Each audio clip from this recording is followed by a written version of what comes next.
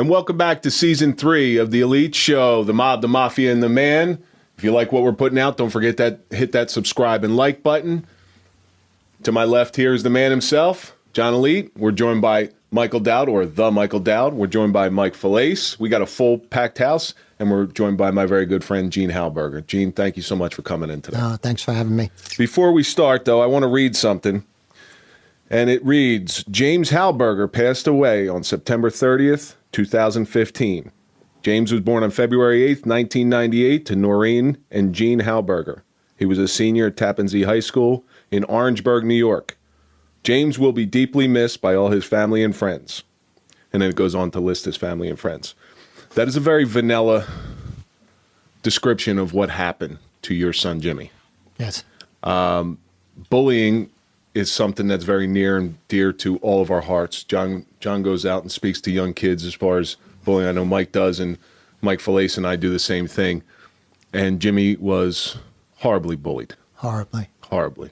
You want to get into a little bit about the person Jimmy was? You know what? His smile he'd walk in a room, he'd smile, he'd brighten up the whole room. He was just a jokester, funny kid. Just a normal kid, just like any other kid you would know. But he was having some trouble in school. Yeah, it started in the junior high. You don't really find out anything. The schools don't tell you squat, and you find out that something's happening. And the first time I find out, I basically told them, the next time the kid fucks with you, just punch him right in the frickin' nose. You never saw any signs of it coming up? Or he was always missing something, like his his bag would be missing or his jacket would be missing. But, you don't know. Kids always losing their stuff, and, I just found out later that, it was being taken from him. John, when you grew up in the streets, your father got you into boxing. Was this the reason that he got you into boxing? Yeah, my father got us into boxing because he didn't want us to get bullied as we were kids. He wanted us to know how to handle themselves and not be intimidated to get beat up or bloody, So unfortunately, a lot of kids don't realize the effect they have on other kids when they do it. The problem that we have, and I think when we do the show, is the adults that behave like that through social media now and teach other kids, young kids, to follow after that nonsense. And it has serious, consequences to it, like the loss of a life of your son, unfortunately. Yeah. Social media is a whole different spectrum of bullying now. Social media, you're not in front of the person. You're not eye to eye. You don't see the effect it has on them. When we were growing up, you would just fight. Well, it's nonstop, too. Right. It's nonstop. You don't have... We all grew up in an area where you got bullied, you went home, and then you were okay. Right. Now it's just 24/7. Right. You can't get away from it. And to me, social media is just destroying society, our youngsters. We're so embedded in it now, there's nothing we can do. Like, I try to bully Mike all the time. Doesn't work. It's easy. It would work.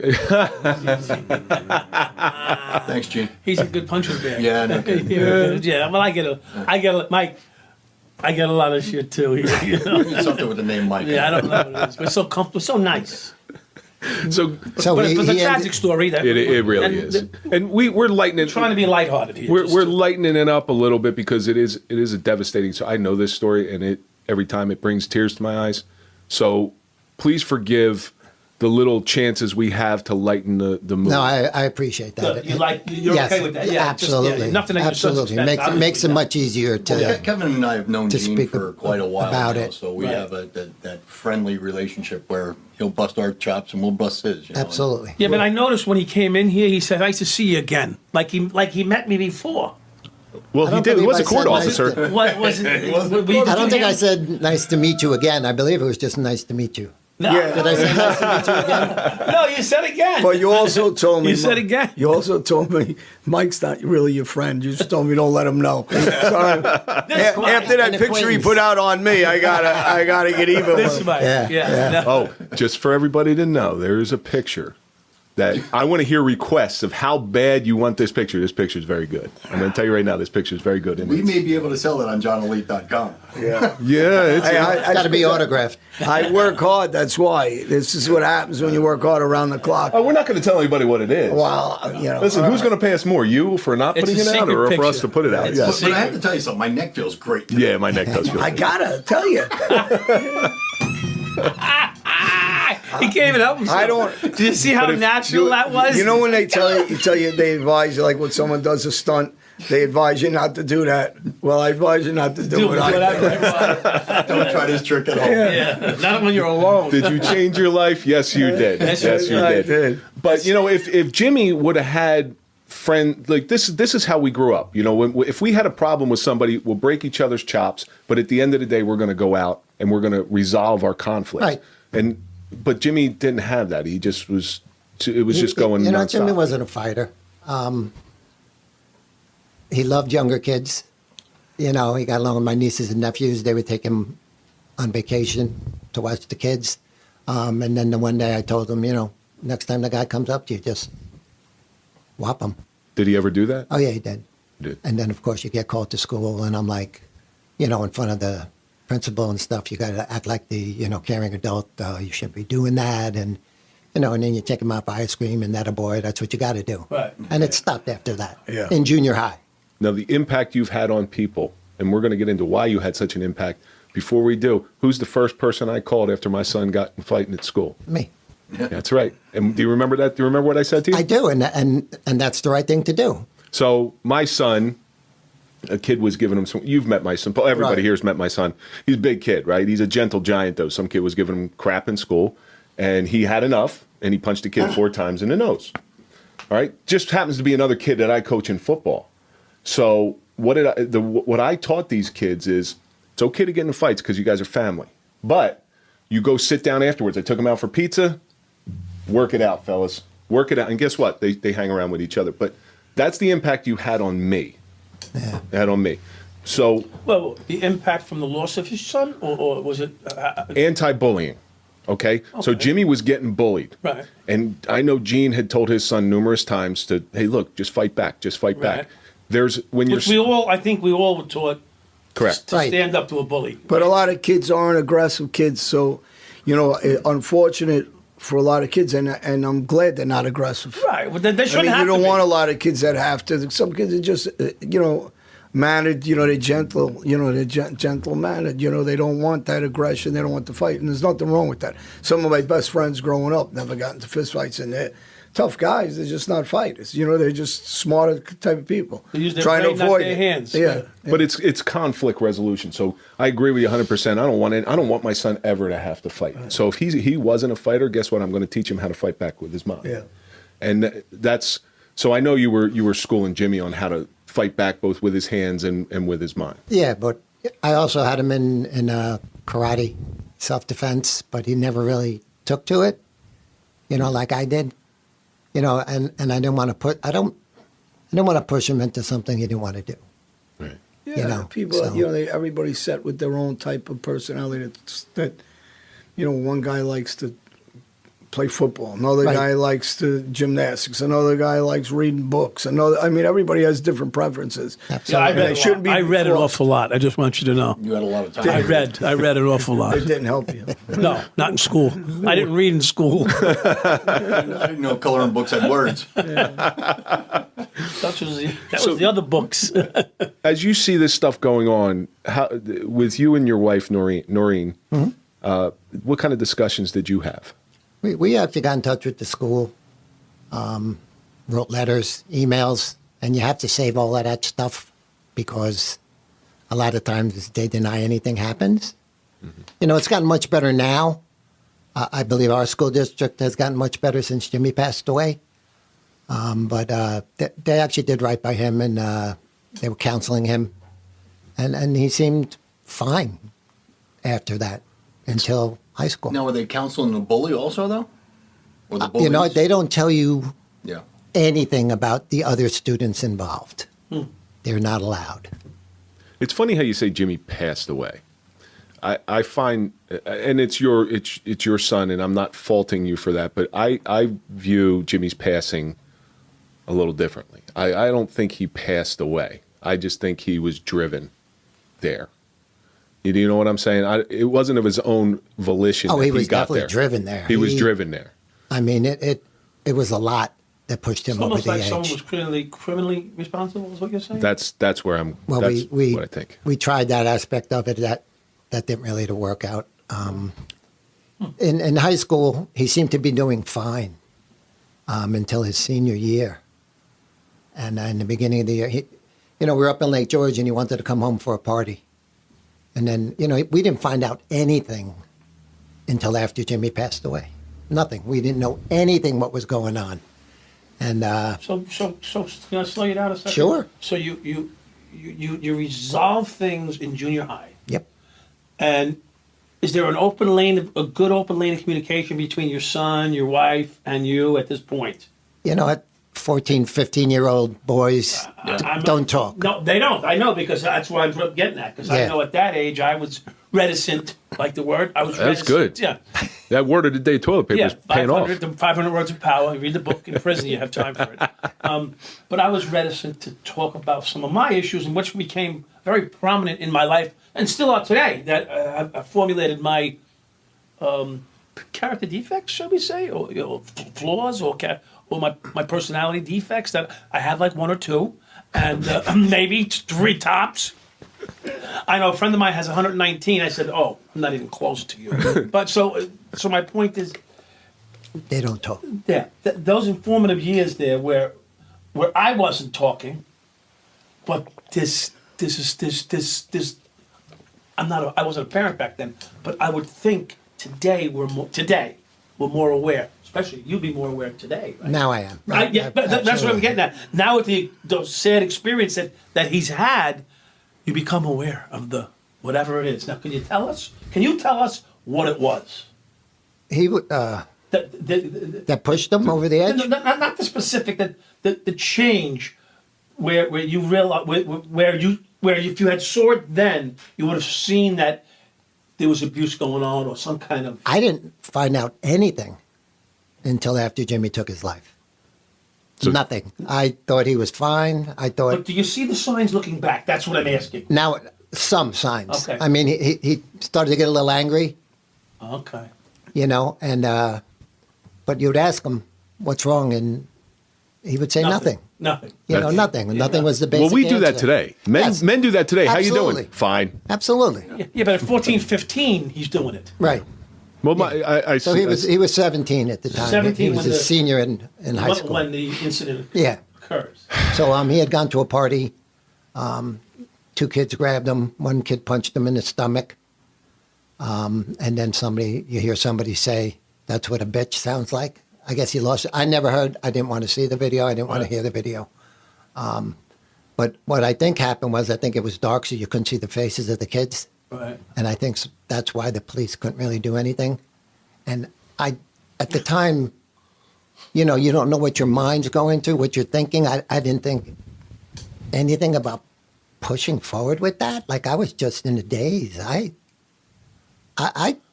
couldn't tell you anything that happened, for the longest time. It's, once he passed away, my mind was just out there. Walk us through that. I know it's painful, and this is a gut wrenching story, but walk us through that whole incident. I'd come home from work, and Jimmy was in his room crying. And I went in, and I had no idea what was going on, and he would not explain anything to me. Nothing, it's okay, No, why do you think that was? Why do you think he wouldn't say anything to you? I just think, boys, it's a sign of weakness, maybe. Yeah. I'm being bullied. Embarrassment, maybe? Embarrassment also, absolutely. But, You don't want to let your dad down. right. Guy you look up to. And he wouldn't have let me down. Would have gotten taken care of. And they posted that on social media, that video. Wow. And he must have saw it. And my wife came home. She spoke to him for, I believe, well over an hour. But by the end of the night, he seemed fine. He was smiling, happy. And we thought everything was okay. But obviously it wasn't. I have a question to ask here. Once again, I'm sorry. No. Why did they pick him? What did they see in him that? Was he small, so he was trying to take advantage of him? Was he big, so they wanted to put him down? What? He was probably 5'10", 140, 130. He wasn't a big boy. He wasn't small. He wasn't a little No. 17-year-old. Well, I can tell you this, Mike, from somebody, when I was in school, I bullied a kid. His name was Jay Aponte. He was the only Puerto Rican kid in my school at the time, and he was different, and I bullied the hell out of him. All right. Why did I bully him? Because there was things going on at my house that I couldn't deal with. So I found somebody who was different, who maybe was a little bit more timid than me, and I took what was going on in my house onto him. It took me 30 years to find him, and I've since reconnected and apologized to him. And it was the most liberating thing in my life to do that, because I lost a friend for 30 years that's a really great guy.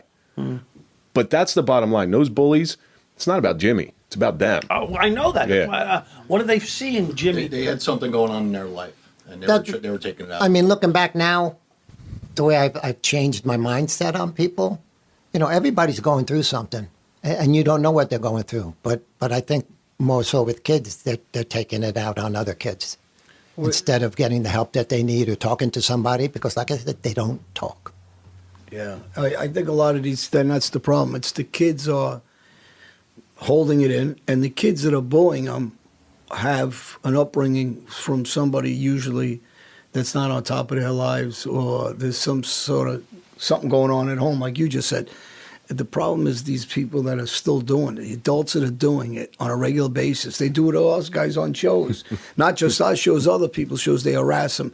These same guys don't realize, adults, how many young kids are watching them do this, and are afraid it's going to happen to them, or watching them do this and they try to bully other kids because of learned behavior. Yep. Right. So I think a lot of us need to step out and talk up more with the adults than even so the kids. Oh, absolutely. Most parents have their heads in the sand when it comes to bullying and what's going on in school. Well, if you listen to social media, John's only 5'1". Yeah. I'm not kidding. That was a comment that I recently read this morning. John's 5'1". John's not 5'1". Yeah. John, he's like 5'2". No, 5'3" and a half. 5'3" and a half. I'm 5'8", 5'8", and when I wear heels, I'm 5'9" and a half. Depends what you're wearing. So Jimmy's fine that night. Fine that night. I still don't remember the time frame of everything. Like, I don't remember if it was the next day or a couple of days later, but I was at work. We were refurbishing houses, flipping houses. And he called me and he told me he loved me.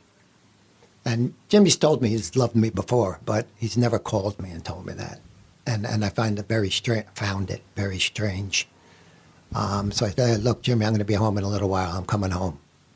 No, don't come home. I'm just catching up on my homework, and then I'm going to school. I said, look, Jimmy, I'll be home in 15 minutes. And I was with my friend Bart.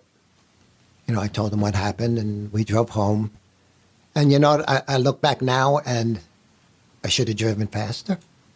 But I didn't realize to what extent was going on. So I just drove normal. If I would have realized, I look back now and say, what an idiot.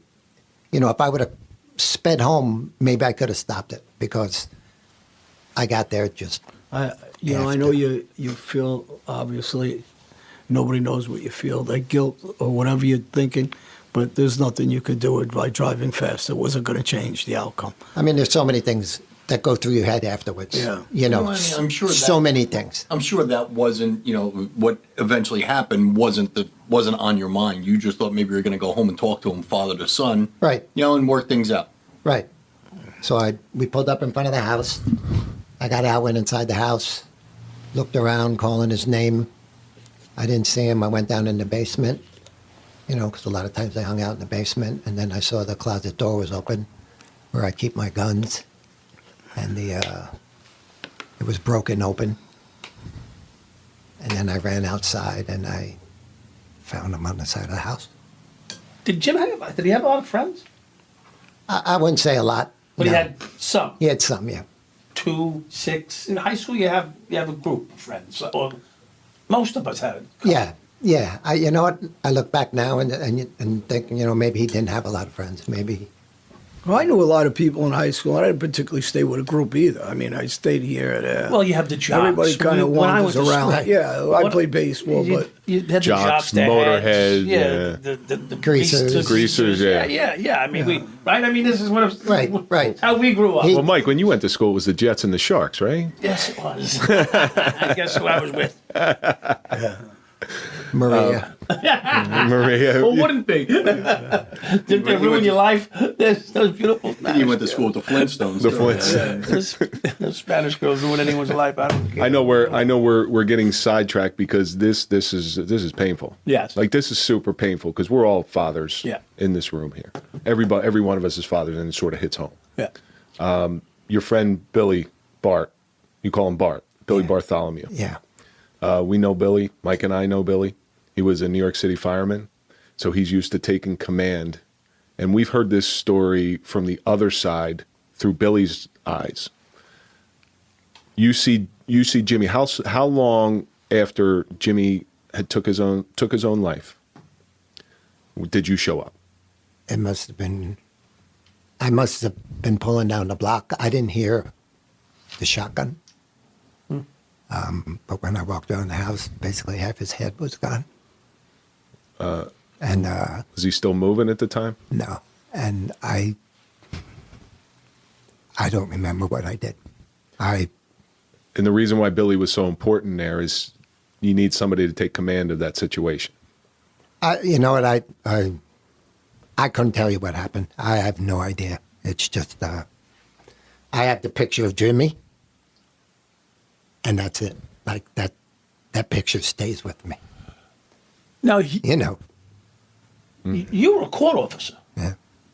so you've seen the results Yes. of tragedy constantly, right? I mean, you're handling people that have been abused and then did the abuse, were brought to justice. You've been around that most of your life. Yeah, and I've seen. I mean, there were shootings in the courthouse, and I've seen dead people. They've been shooting at the courthouses in the Bronx, right? Yeah, But but it's different when it's one of your own. Of course, yeah. Yeah. Clearly, it's different. I guess what I'm saying is, but you've been exposed to a lot already. right. And now- And I've handled things when I've seen things totally different. When it's your family member, it's I can't even explain. I just don't remember. I'm fortunate enough to not have that kind of experience. I mean, So, John, you've seen death on a different level. Not at the same level as Gene. You see the emotion that's coming out on him. Was there any emotion coming out on you when you saw that level of death? no, because there's a detachment with us, and with him, it's his child, and there is no sort of situation like our situation. There's nothing I could possibly even understand with him or any of us unless you've been through it. So I think that we train ourselves to kind of disengage so we can get through it. He doesn't have the luxury to do that knowing it's his son. So, yeah. So then now there's the aftermath. Jimmy's no longer with us. And Mike brought up a good point because of what you've seen in the courthouse. You find out very quickly in every aspect of life when tragedy hits, you're either going to run or you're going to stay and fight. There's two types of people in the world, and neither is wrong. And from what you're telling me about your court officer experience, you were not a person to go run. No. You were a person to stay and fight. Yep. But I understand that the circumstances are vastly different. Billy, from Billy's own ears, the gentleman who was with you, he told me flat out, if I wasn't there, we would have lost Gene too. Probably. I mean, believe me, I thought about it, but I have two daughters and a wife, and hard enough losing my son. God forbid. And I've met one daughter. I've met Amanda, and Amanda needs you. They both need me. They both need. But at the time, I can't say for the other one. She may not need you. At the time, you're not thinking that. You know what I mean? Like Yeah. I'd be driving down the highway, and in my head it would say, "Go right into the overpass." you know, Yeah. and then my daughters would pop into my head and my wife, and you know, what the fuck am I doing? Why am I thinking that way? You know, I got so much to live for, Right. but that part of my heart that was ripped out, you know, Because you're trying to rationalize an irrational behavior. When you're thinking about that, or what Jimmy was thinking about, we're sitting around this table here today, and we're thinking, oh, you know what? That was insane if he would have just lasted one more day. Tomorrow, the sun rises tomorrow. But again, you're rationalizing something. You're not thinking that when you're going through that. I've had my own bouts with this stuff, and I know it. You know, you're not thinking about your kids. You're not thinking about your wife. You're not thinking about the house and your job or your friends. All you're thinking about is this hurts, and I want to make it stop. Yeah. We had a guest on a couple of weeks, a friend of Mike's, Chris Carrazzo, who's been through some similar thing with his son and his two brothers, right? 2 brothers, And a a son, his uncle. Yeah. Yeah. And the more people that hear about it, as hard as this is, obviously for you, the more help we can get kids that are fallen, or adults that are in that situation don't come out and talk. So it is helpful, everything you're doing. You're saving some people and helping people that don't want to recognize it. we're trying. I'm trying. You know, it's not easy. The aftermath. So Jimmy's buried or cremated. I'm not quite sure. Buried. He's buried. Now, what was the fallout from this? Because there's obviously somebody that's culpable. You know, we found out what had happened the night before Jimmy passed away. He had posted something on social media about, when I kill myself, I'm going to take you guys with me. And there happened to be a couple girls on social media at the time. And they immediately got in touch with the teacher that was in charge of the peer leadership group in the high school. And our response back to them was, you know, come see me tomorrow morning early, and I'll take care of it. You know, she said, that's a cry for help, and we'll take care of it. And the girls went to see the teacher the next morning, you know, told her exactly what happened. She said, don't worry, I'll take care of it. And she didn't do anything until after it was too late. Did the kids who did the punch, did anything come from them? No. Did any justice come for them? No, Did they ever say they're sorry? no. Did you ever find out to this day who those kids were? Oh, I know who they are. And believe me, at the time, I mean, you know, all sorts of things go through your head, you know, and I talk to some friends that I have, you know, and in my head I'm thinking, you know, fuck these guys, they're going to get theirs. They're going to get theirs, exactly. And then, you know, the other part of my brain says, well, you know what, you're going to end up in jail, and your daughters aren't going to have you, or your wife. So there was a big part of me that Well, wanted the parents retribution. of these other kids, Nothing. Nothing. and here's a lot of the problem. I Yes. mean, most of the problem. Yes, is- because if my son had done that to somebody, I Right. would have dragged his ass over there, Yeah, and he would have apologized. And right. No, I have something for both Mike and John here. There was an incident with my kids when they were very young. There was a guy who was always high. He was driving real fast up and down my street, and I grabbed a guy once, and I told him, I said, slow down first, and he knew it and slow down. The next time I grabbed him, I said, look, you motherfucker, I love my children more than I love my freedom. If you hit them and hurt them, I'm going to kill you. This is not a euphemism. This is a direct threat. I'm going to kill you, and I'll sit happily in a jail cell for the rest of my life for that. 2 guys here have been in jail cells. I have no perspective on jail cells. What do you think about that comment? Was that comment in the heat of the moment, or is that a reality? I mean, I think that any parent, I've talked about this before, is going to go to any extreme to protect their kids. So I think that's always a reality. You know, I don't think people realize how fast something goes from 0 to 100, even if you don't mean it to. But when you're protecting your kids, I don't think all thought process, I think, goes out. So it's very well could have been a reality. You had told me once that we're all one step away from your former life, and your example was, hey, say you're in your car and somebody's trying to abduct your kid. Well, guess what? I'm going to do what I have to do. Well, even John, you've even avenged. I know of stories you've told me. You've avenged behavior that was not appropriate. Right. By, I don't know if you've killed people because of it, but I know you've badly disfigured people because of behavior that, whether it was a sexual thing or whatever it was. I know you've told me a few things like this, that, and I don't think you're shy to admit it, that you've badly disfigured people because of what they did to others that you love. And for me personally, if I can get a gun or whatever, knife, whatever, I'm going to kill you. If you kill my people, I'm killing you. Sorry. The next thing I want to say, though, is this. Because I've been to prison.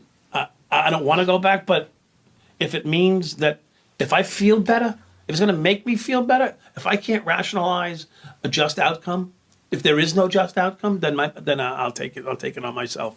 But the one thing I want to say, and I didn't get a chance before because the intensity of the story, is that the sad thing is, and I don't want to make people, no one feel guilty in this room or in the world, most people that commit suicide want to be stopped. You don't say commit suicide.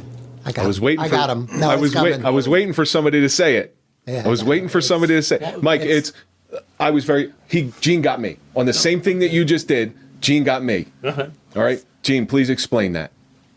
You know, you commit murder. Oh, right, yeah, right, sure. You commit murder. You commit arson. You commit. Right. Jimmy didn't commit a crime. No. Yeah. But you know what? It's just this little.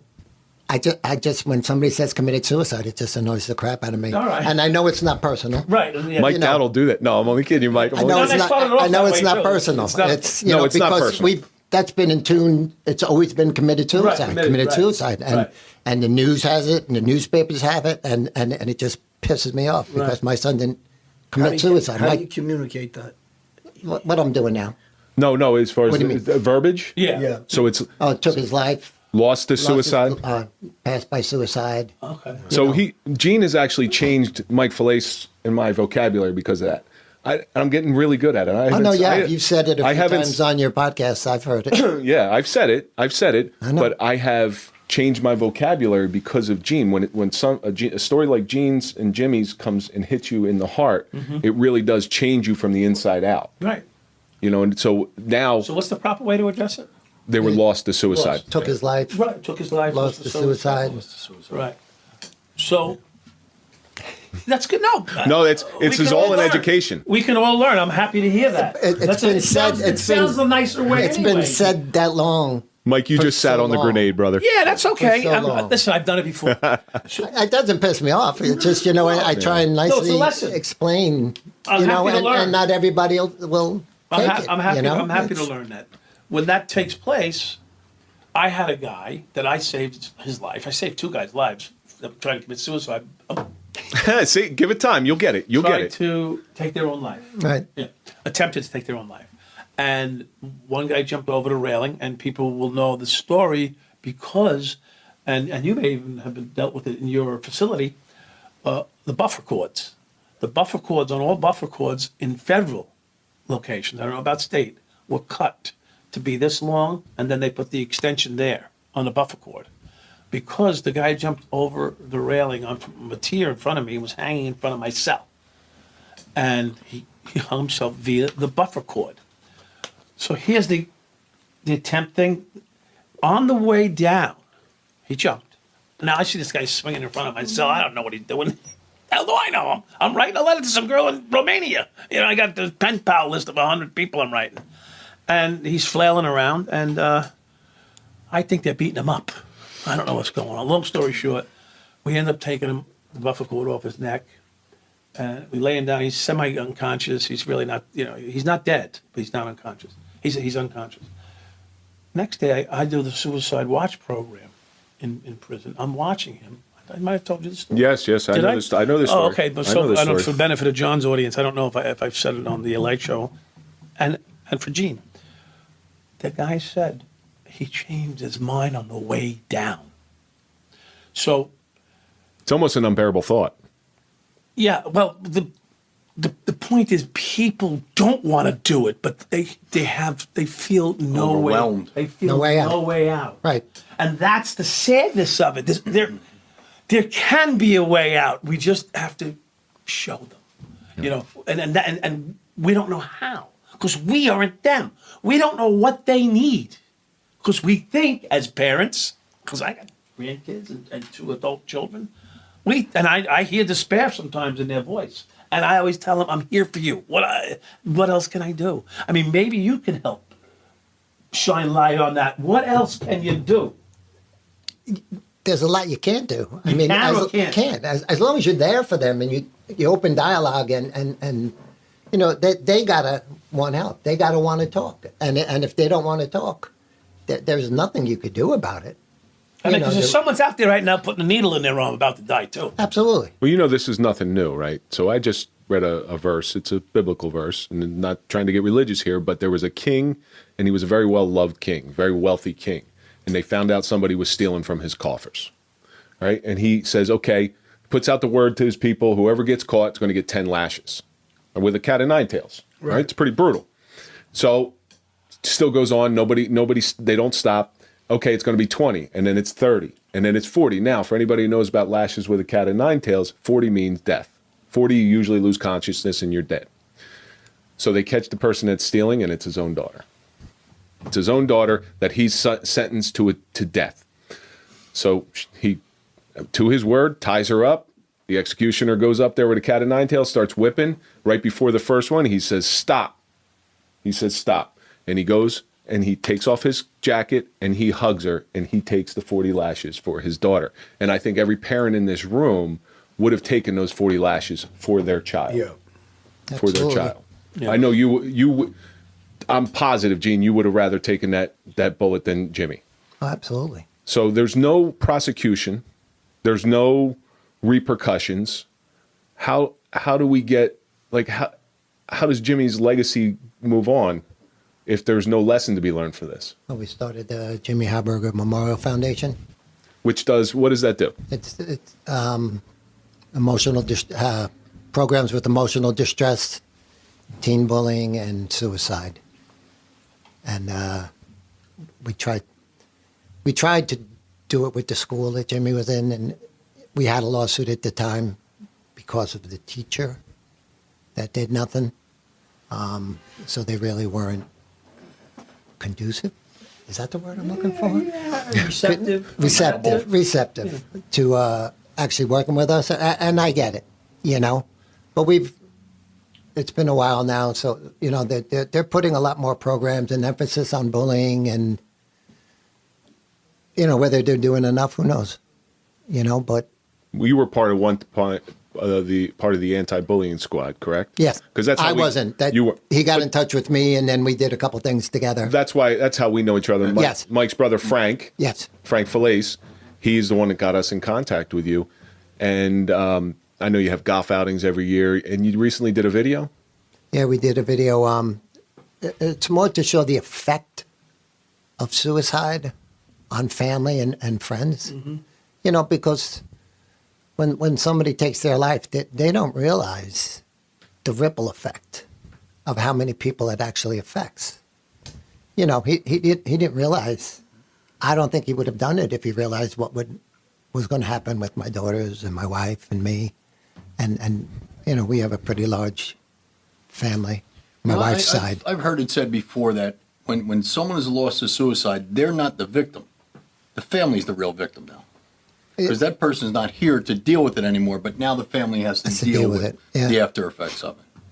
Yeah, and it was my wife, 4 months after Jimmy passed away, my wife's sister passed away. And I don't think she had enough time to grieve for my son, let alone for her sister. You know, it was almost like piling on. And but talk about strong, she's the strongest woman I know. Now we had talked about this before. You know, a lot of times a family will break apart because of something like that. You said you and your wife got closer together. You know, it didn't break us apart. It was tough in the beginning. Just, you know, there was. I don't think there was much communication. It was just, you know, I was just in my own little world. I was just lost. State of shock. Shocked. I mean, I don't remember a lot. I mean, there's a lot that my mind just, like a lot of, I don't remember the funeral. I don't remember a lot of things. And How did you cope? I coped by myself. I didn't speak to anybody. I tried. Drugs, I alcohol? tried. No, neither. Neither. Some people turn to stuff. And it would be under. This is one It's of a the few little cases different now. It's a understandable. little, you know what? I smoke pot every night before I go to bed Oh, God bless you. because when I lay down to go to bed, The vision still the vision comes back. comes back every time I lay down to go to bed of me walking around that corner and seeing my son Yeah. That's every night. And, you know, I say good night to him every night before I go to bed. I say good morning to him every morning when I wake up. But that vision is so ingrained in my head that I smoke because it sort of releases, it just lets me get loose. You know, I don't know, but it works. Did you ever think of trying to go see somebody to help you through some of this therapist groups? I've been to a few groups. I've tried therapy. You know, I guess I just haven't found the right person. I mean, you really have to connect with somebody on a therapeutic level. And, you know, I think I'm doing pretty damn well for where I'm at now. Would it help? It probably when I did the Suffering podcast, that was my, It was a shameless plug. yeah. Without, like, I didn't realize, because I had never spoken about finding Jimmy before. And that was the first time I believe I ever told anybody about that. Right. And it was driving back to Lake George was my most peaceful ride. I mean, it was a 2.5 hour ride, 3 hour ride, and I was just at peace with myself. I guess that was a big burden of not speaking about things. Well, that's the thing that we say is important, that you and us as men don't let our feelings out. You know, and you held in those feelings. Once you let it out on the podcast, it's like almost a sigh of relief. You know, where now you feel like you have a purpose where you're helping people. It's almost like it opened up the floodgates because I cry at everything now. You know what I mean? Like I can watch something stupid, but there's a little sad scene, and I get tears in my eyes, and Commercials. just stupid stuff, you know. You're allowed. And, Mike cries at Huggies You're commercials. allowed. and I know I'm allowed, but I was never that way. You know what I mean? Like I know. things like that never affected me, and I guess just that. I don't know. It was just an emotional release, I suppose. Well, out of the darkness, there's always a little bit of light. So we lose Jimmy in 2015. Where you were prior to that to now, is there any benefit? Now, I'm not going to say benefit to losing your son, but are you a better person now than you were prior to losing Jimmy? I believe I'm a better person. You start to realize that everybody's going through something. You know, and some people are going through something much worse than you are. I mean, I don't know what could be much worse than when I went through, but Nothing. Everybody's going through I'm going to tell you right something. now, nothing. Yeah. Everybody's going through something. And who am I to judge because I don't know what they're going through? Well, Kev, you said it's the ultimate suffering. It is the ultimate There's suffering. nothing that could be worse than losing a child. And I've relaxed more. I've calmed down more. I road rage. I don't get mad driving anymore. I just let stupid assholes do what they want to do. Where normally I would get right on their ass and, you know, flip the bird, throw shit out the window. But I don't do that anymore. It's You're lucky Mike got here before you did. It's not worth because it they would- anymore. You know, it's just there's bigger things in life than letting that piss me off. Yeah. Yeah. You know, and I've gotten phone calls from people about kids and dealing, you know, and you know, you always said it. You save one life. You've done your job. Change the world. And I know we've saved lives, and I know we've saved much more than one. Yeah. But, you know, it's a never-ending. Well, I'm It's sure a never-ending battle. Your foundation has done wonders. We try. You know what? It's not easy. And being on the foundation, that pains me a lot. You know, I don't. Daily reminder. Yeah, it's and I don't need reminders. You know what I mean? Like it's there every day, and it's not. But it's. I don't like doing it anymore. You know, and which is a terrible thing to say because of the people that it's helping and stuff like that. But I'll never stop. I'll just let it bother me. You know, it's...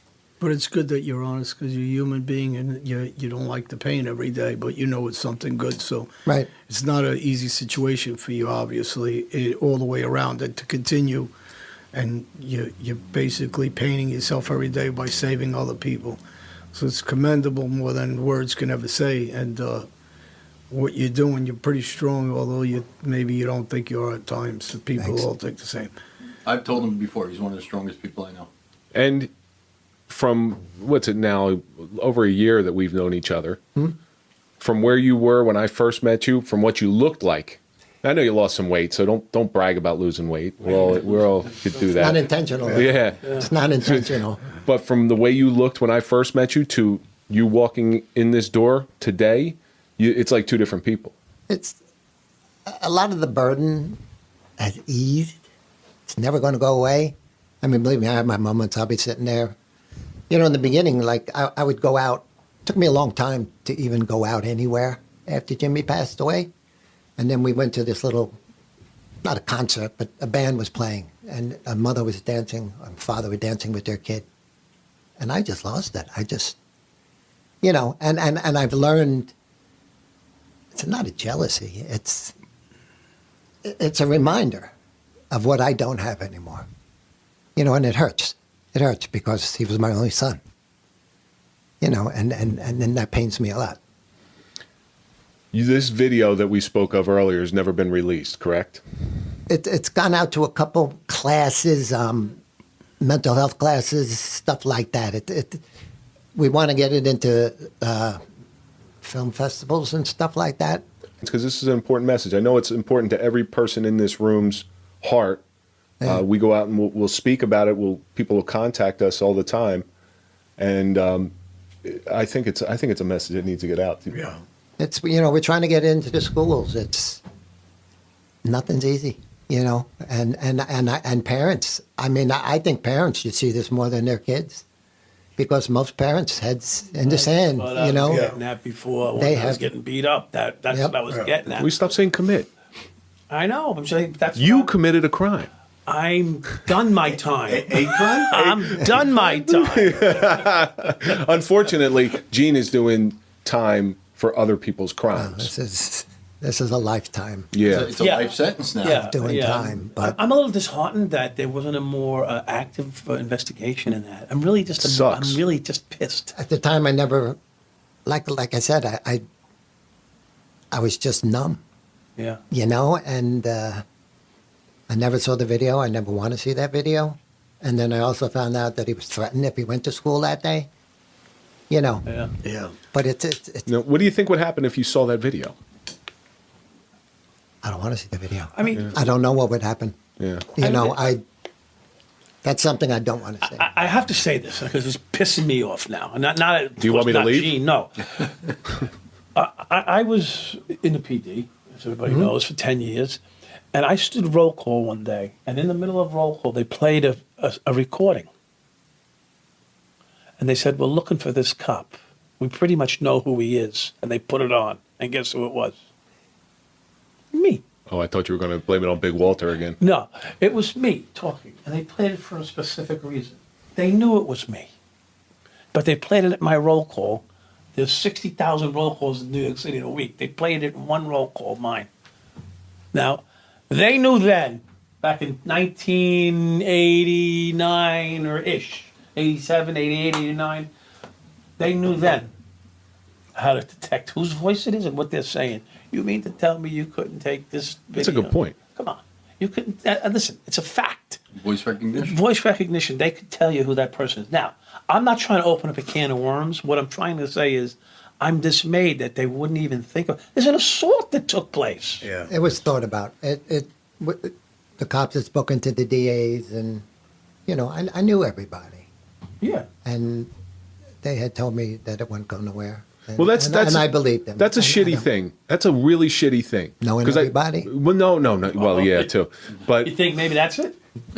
no, because I know for a fact I'm in contact with a lot of different police. You know, there's certain prosecutor's offices in New Jersey that won't take a case, even though the person's wrong. They won't take the case because they're afraid of losing it.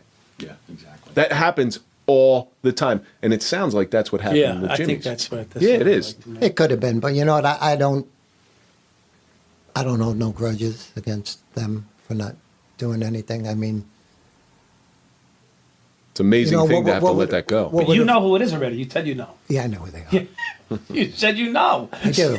I So do. you know when they don't? Come on, they know. But you know what? I also, like, you know, we talked about before, I would have thought, and their parents knew, Of course. that they would have apologized. And I think that would have gone a long way. But I haven't forgiven them. And it's been a long time. And I know I should. But it pains me knowing that they didn't have enough balls to come up to me I'm saying it's not what you should have done, and it's what say the parents should they have were done. sorry. Well, what if down the road these people are trying to make amends and Johnny Smith, and I'm just throwing out a name, I don't know if that's them or not.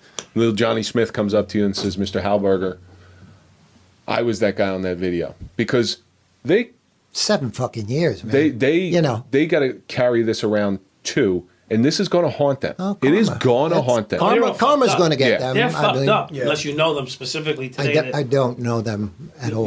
You know, I mean, their lives. I don't know them. I know one of them's been arrested quite a few times, We're getting to that. Yes, Yeah. that's what's going on now. but the other ones I don't know. Yeah. But if they come up to you and 10 years in the future, whenever however long, because sometime it's going to catch up This to is them. what we've talked about, Yeah. you and I. Yes. Yeah. Would you give them the second chance to just allow them to speak? It would be the right thing to do, I guess. 'Cause that would be a difficult thing, my friend. Be a difficult thing for me. Everybody in this room has been given second chances at one time or another. John, Mike, myself. But I think if they did, it'd give you the closure Right. that you need. And I think it would help you to accept it. I mean, I don't think it'll ever happen. yeah. You know, I don't- but yeah.